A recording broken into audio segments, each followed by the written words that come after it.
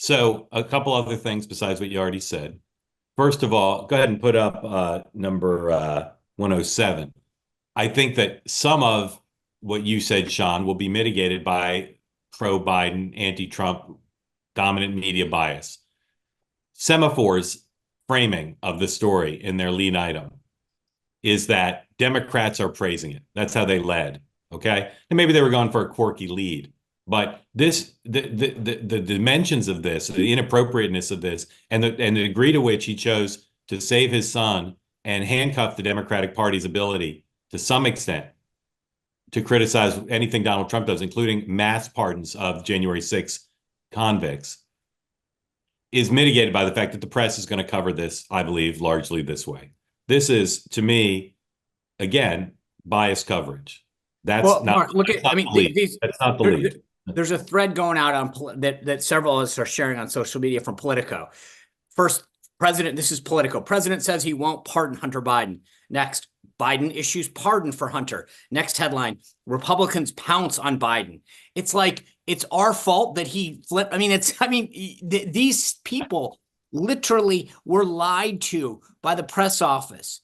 And I'm sitting here as a guy who was who dealt with this for years, branded a serial liar. The guy said this over and over again. Corinne Jean-Pierre went on a lie, and now it's Republicans' fault that he betrayed them. I mean, Let, I give mean, me. let, I think let- if he had just said, it breaks my heart to see my son go to jail, and I don't want to spend the rest of my life seeing my son in prison, fine. Then it's like, you know what? Oh, okay. Like, as a parent, I get it. Sean, you said, I think we would all do whatever we can to spare our children pain and suffering.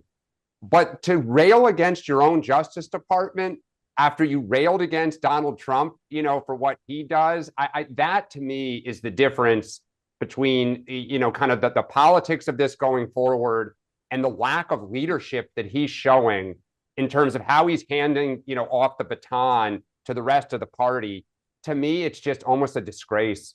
So the funny thing is, and I don't want to get ahead of our own agenda here, but if I were Biden and his team, at least find an excuse, right? This is where the tone deafness comes in on this, which is, why not say, I'm concerned that Donald Trump's going to go after my son, and the rhetoric hasn't toned down since then, and therefore I'm going to save him.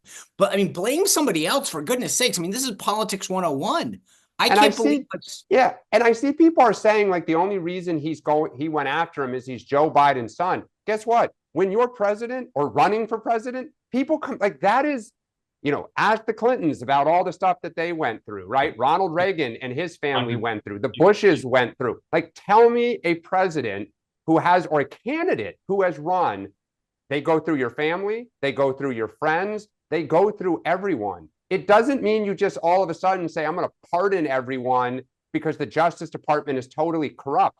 I think the Democratic Party is better than that. And that's what's very disappointing.